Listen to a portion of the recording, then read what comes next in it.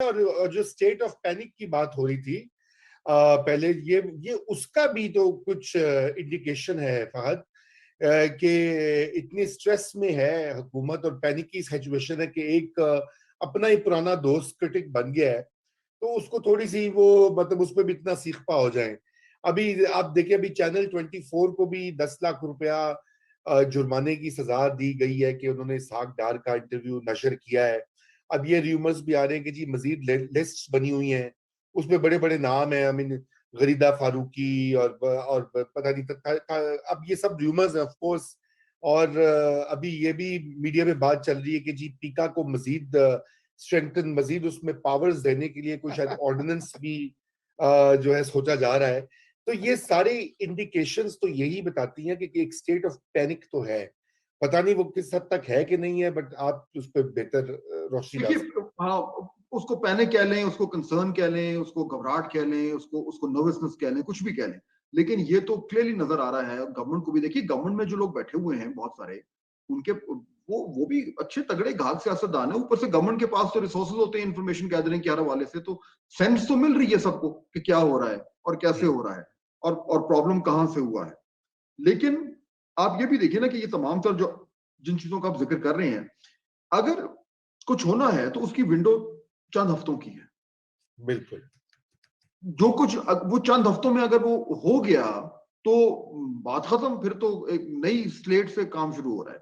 अच्छा, अगर नहीं होता, लेट्स अज्यूम नहीं होता, तो उसका क्या मतलब है? तो क्या क्या गवर्नमेंट जो है वो एकदम उस लेवल ऑफ कॉन्फिडेंस और स्ट्रेंथ पे चली जाएगी जो 2018 में थी, 19 में थी? मेरे ख्याल में उसको भी अगर आप थोड़ा सा कंटेक्चुअलाइज करें कि चले लेट्स अज्यूम के वोट ऑफ कॉन्फिडेंस या तो इन्होंने विड्रॉ कर लिया या विड्रॉ नहीं किया और इन्होंने किया और हार गए, उसके बाद केपी के इलेक्शंस आ जाने सेकंड राउंड के, वहां पे जितना भी पीटीआई ड्रामेटिक टर्न डाउन कर ले, उनकी पोजीशन अच्छी नहीं है। उसके एक महीने बाद मई में पंजाब के इलेक्शंस आ जाने, पंजाब में बिल्कुल वहां पे इनकी होनी है धुलाई। वो तो हर शख्स मेरे ख्याल में खुद भी ये मान रहे हो। अगर आपको दो इस तरह की इलेक्टोरल डिफीट्स होती हैं तो आपकी पॉलिटिकल स्टैंडिंग इन हालात में जहां पे इकोनॉमी ये हुई भी है और वो कहां कहां रह जाती है। आपको याद होगा कि बेनजीर भुट्टो साहबा के खिलाफ जब नो कॉन्फिडेंस हुआ था एंड शी सर्वाइव्ड, तो क्या उसके बाद वो उन्होंने को 10 साल हुकूमत की थी? नहीं, आपको वो जो एक आता है, एक अटैक आता है, अगर वो रिपल्स भी हो जाए तो वो अपने असरात तो छोड़ जाता है।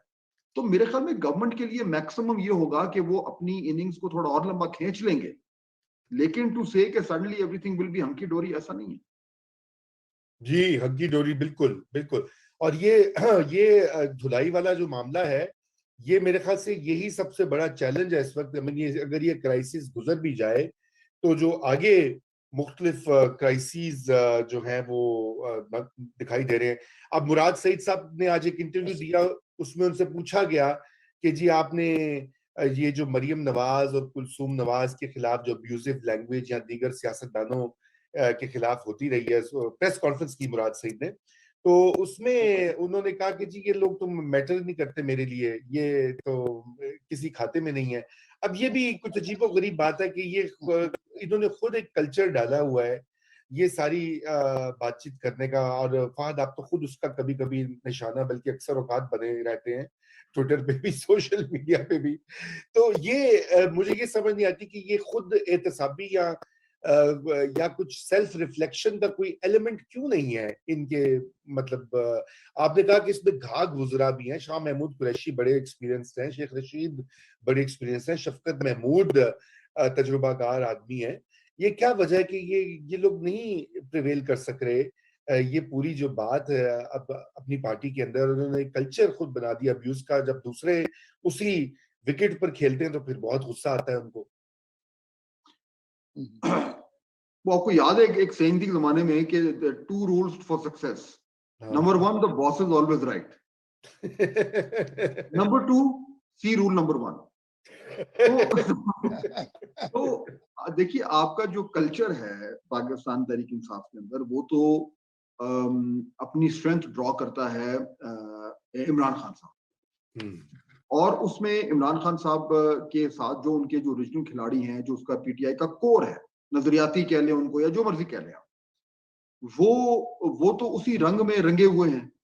फिर आपके पास ये जो आउटर कोर के लोग हैं जिनको बाद में लाया गया क्योंकि नंबर्स पूरे करने थे, वो उस रंग में तो नहीं रंगे हुए, लेकिन जो वो कल्चर है वो अब उससे बाहर भी नहीं निकल सकते। तो मेरे ख्याल में पाकिस्तान तहरीक इंसाफ का अब जो अगर ये एक्सपेक्ट हम करें कि जी उसका वो कल्चर अब चेंज हो जाएगा या उसके उस जिस तरीके से वो सियासत करते हैं वो चेंज हो जाएगी, वैसा नहीं होगा। वो जितना प्रेशर आएगा उतना वो मजीद विड्रॉ करेंगे इनटू देयर ओन कोर।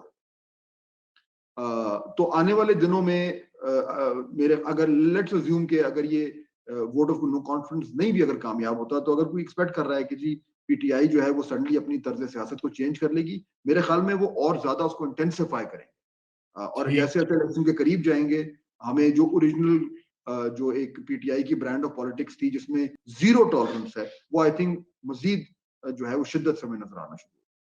ठीक, बिल्कुल ठीक, बिल्कुल ठीक।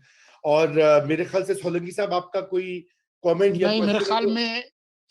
मेरे ख्याल में फहद को जाने दें। उनका शुक्रिया कि उन्होंने वक्त निकाला, जी, उनको जाना भी है। बहुत तो शुक्रिया फहद फहद। आपका बहुत बहुत शुक्रिया।